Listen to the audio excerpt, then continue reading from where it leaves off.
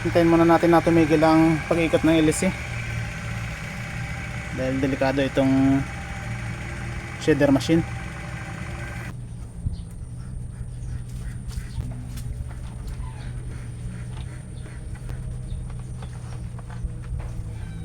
Lagay natin ng molasses. Konti na lang ang ating tinadtad na kangkong. Kakatapos lang kasi natin magpakain sa ating mga alagang baboy. Yan, ito na lang. Pero mayroon pa tayo dito na 2 sakong kangkong. Yan. Ngayon ay gagawa tayo ng fermented na kangkong. Ito i-ferment natin itong 2 sako dito. Gigayatin rin natin ng press nito. Gigiling natin dito at i-ferment natin. Yan, mayroon tayo yung tab. Lilinisan natin ito. Lalagyan ko ito ng ipa. Bali 2 tab yung nilalagyan natin. Ngayon yung isa, paglalagyan naman natin ngayon ng fermented na kangkong.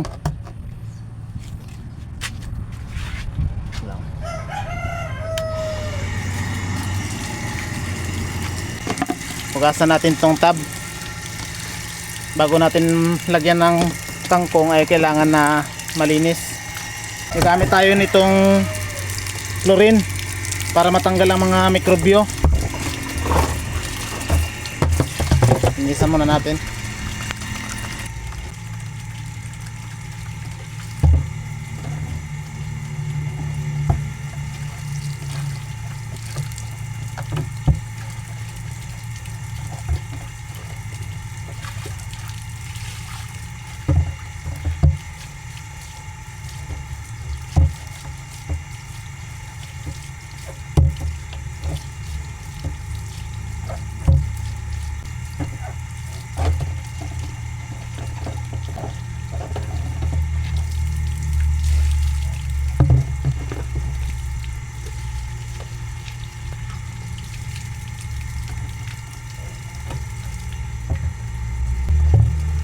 Lalagyan natin ng chlorine.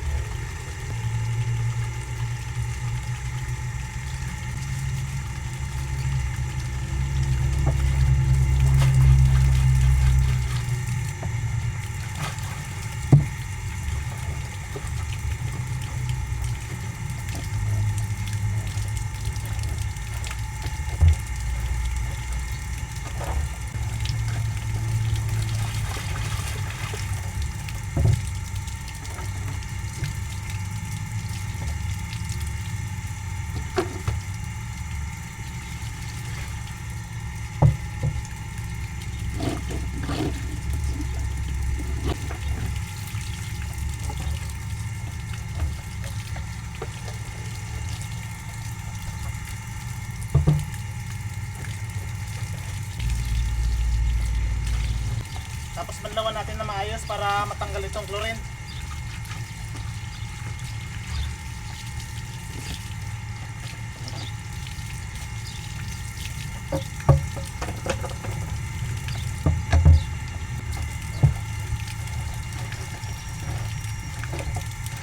Yan, malinis na. Kailangan na malinis ang ating paglalagyan ng fermented na kangkong para hindi agad masira ang ating gagawin na fermented na kangkong. Dahil buburuhin natin dito ang fermented na kangkong ng 14 days hanggang 21 days. Kaya kailangan malinis talaga ang ating paglalagyan. Patayin na natin itong makina ng tubig. Dali na natin dun. Pwede na natin itong lagyan.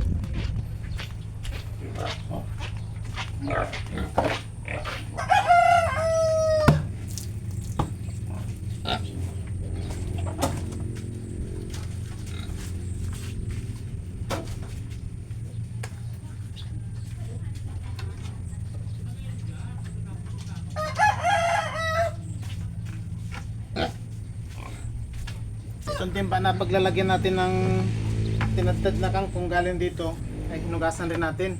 Malinis rin ito.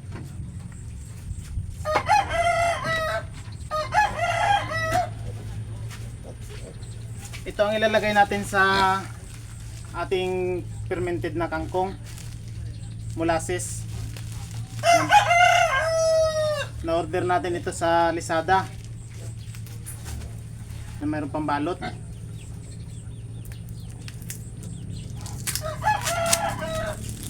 Kung wala naman kayong molasses na ilalagay nyo sa gagawin yung fermented na kangkong, pwede nyo namang ilagay ay asin. Kung walang molasses, asin. Yan lang.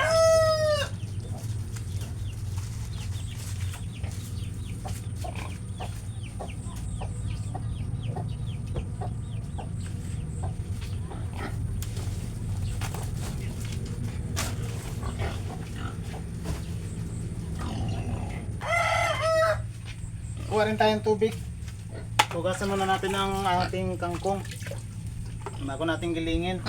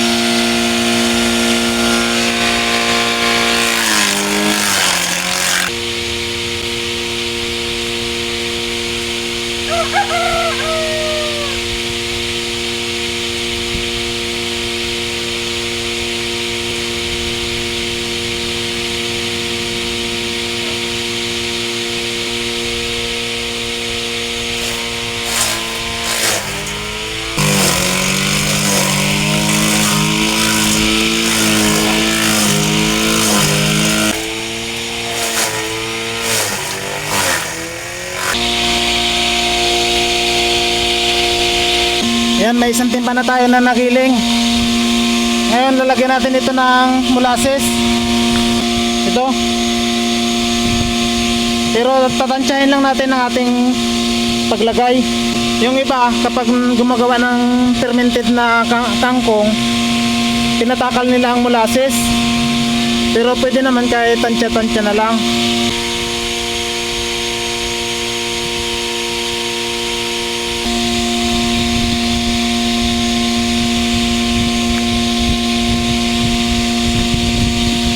Yan, ganyan. Tapos maglalagay ulit tayo ng giniling na kangkong. Lalagyan ulit natin itong molasses.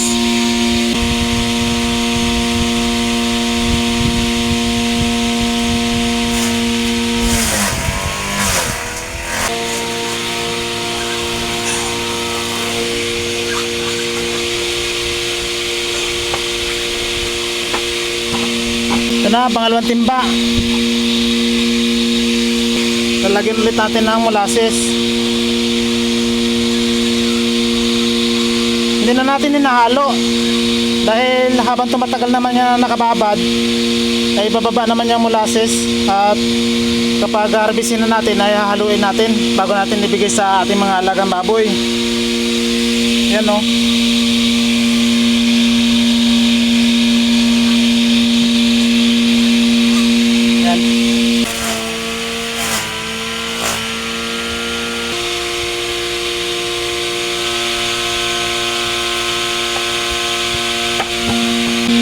Pangatlong timba.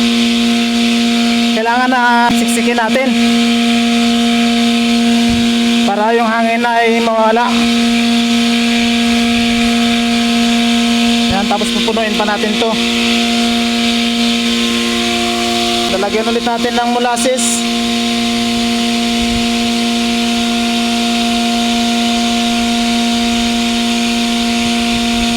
Ganyan lang, paulit-ulit lang ating gagawin.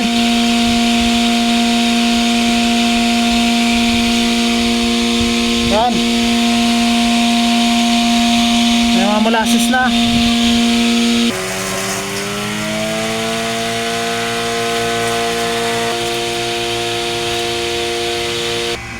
Yan, sakto lang pala yung 2 sako dito sa isang tab. 2 sakong kangkong. Hintayin muna natin na tumigil ang pag-ikot ng LC dahil delikado itong shredder machine.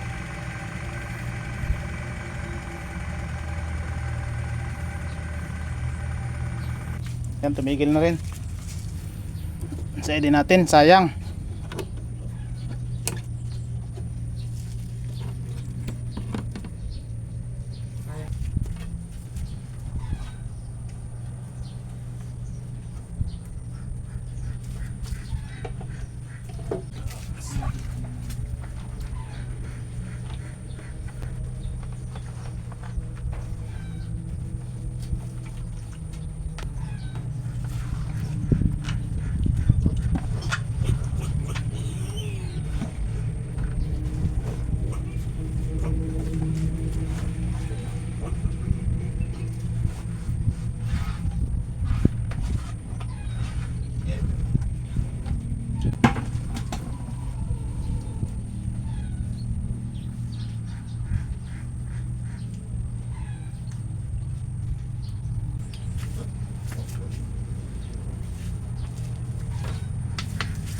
So, panghuling lagay natin ng molasses.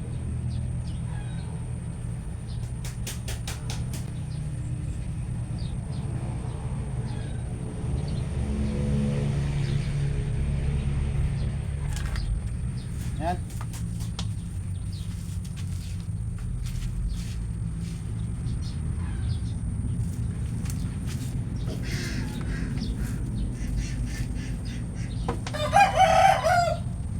Tapos tatakpan natin ito ng maigi